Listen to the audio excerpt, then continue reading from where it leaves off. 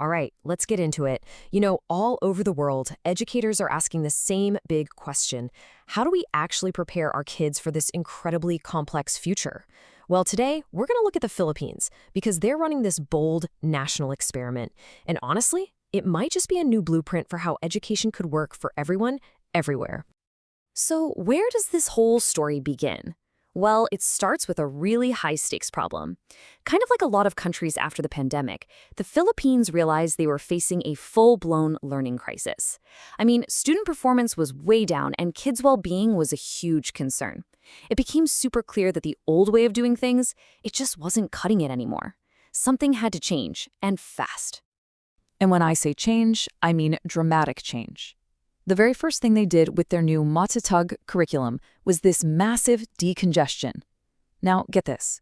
They slashed the number of learning competencies, all the specific skills kids are supposed to learn, from over 11,000 down to just 3,600. That's a huge cut. This wasn't just a little trim here and there. This was a complete rethink of what's important. So you gotta ask, why would they make such a massive cut? The answer is actually pretty fascinating. They basically cleared out all of that academic clutter for one very specific reason, to make room for one critical skill, a skill they believed was the key to unlocking everything else. And that one critical skill?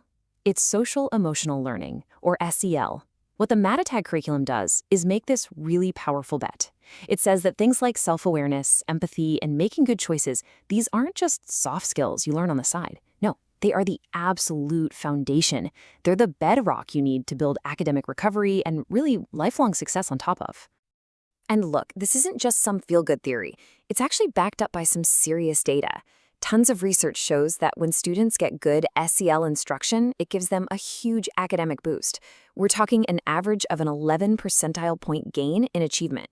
So what that really means is that focusing on a kid's well-being isn't a distraction from academics, it's the fuel for it.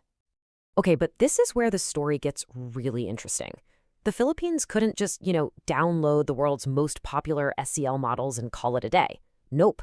They hit a major roadblock, a pretty fundamental cultural mismatch that forced them to get really, really creative.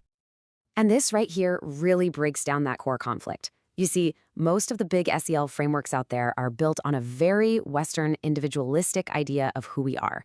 It's all about personal achievement, right? Like, I am smart. But Filipino culture is collectivistic. Your identity is all about your relationships and your role in the group. It's more like, I am a team player. If your SEL model doesn't get that basic difference, it's not going to work. This whole thing has a name, actually. It's called the weird problem.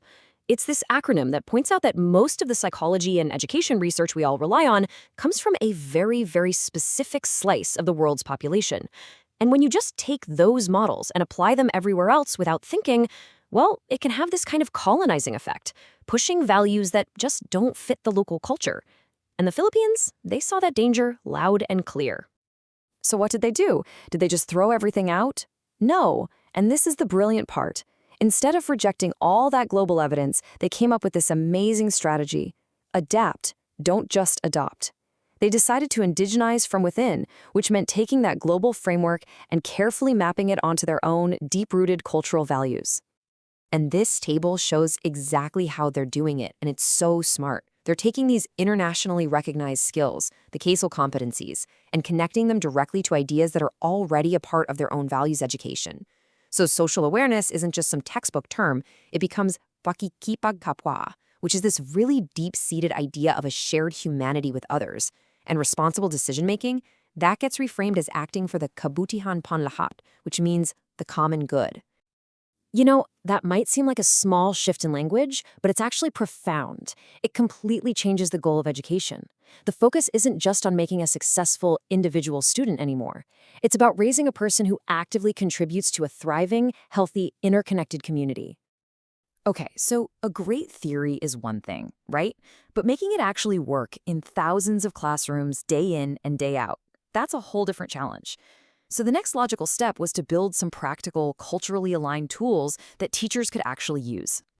And they came up with this amazing toolkit that has 3 main parts. First, a new way to actually measure these skills. Second, a new model for positive discipline. And third, a set of really simple daily teaching practices. And the key thing is, every single one of them was designed from the ground up for the Filipino classroom. Let's start with assessment. Researchers there saw this critical gap. There was no good way to measure these skills in their context. So they developed something called the ASEC. It's a hybrid model. It takes the 5 global domains from CASEL, but then it adds 2 traits that are culturally super important there: grit and self-regulation. So it's literally built by Filipinos for Filipinos. Next up, discipline. They took a leading evidence-based model, one that's trauma-informed, and they adopted it, creating the culturally responsive TBRI. And again, look at how they translate the principles. Connect is all about Pag-aaruga, which is this beautiful idea of nurturing care. And correct isn't about punishment, it's about repairing relationships and bayanihan, that famous Filipino spirit of shared responsibility. It totally reframes discipline as an act of caring for the community. And finally, we've got how they teach, the pedagogy. To make sure SEL doesn't just become another boring subject kids have to sit through, they're training teachers in these 3 really simple but powerful practices. Things like starting each class with a welcome and ending with a moment of reflection. The idea is to weave this stuff into the very fabric of every single lesson. Doesn't matter if it's math or history. It just becomes a natural, everyday habit. But even with all that, there was still one last absolutely crucial piece of the puzzle they had to solve: getting parents on board. And as they dug into this, they uncovered this really fascinating cultural dynamic, something they started calling the Great Misunderstanding. So a study looking at how parents get involved in school came back with this really stunning finding. Turns out the single lowest rated area of parental engagement was helping children identify and regulate their emotions. Now, Filipino parents were super engaged in other ways, but not this. So the question was, why? And what the research showed was really important. It wasn't apathy. It wasn't that parents didn't care. It was just a different cultural model of who does what.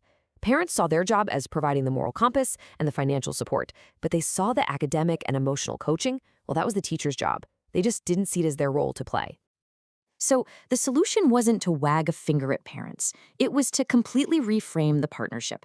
Now, schools are connecting all this new emotional coaching to something parents are already deeply invested in: moral guidance, or what's known as good manners and right conduct. So it's not being presented as a new job for parents, it's just an extension of the values they already hold dear.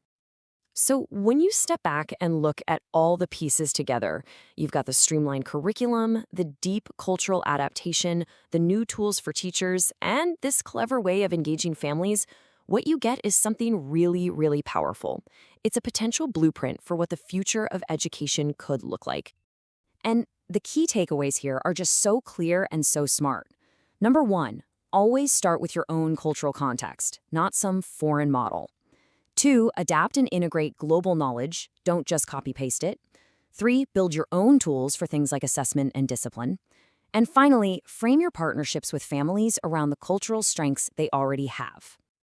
I mean, it is just a bold, thoughtful, and deeply humane way of tackling a problem that everybody's facing. And it really leaves us with this one big, powerful question.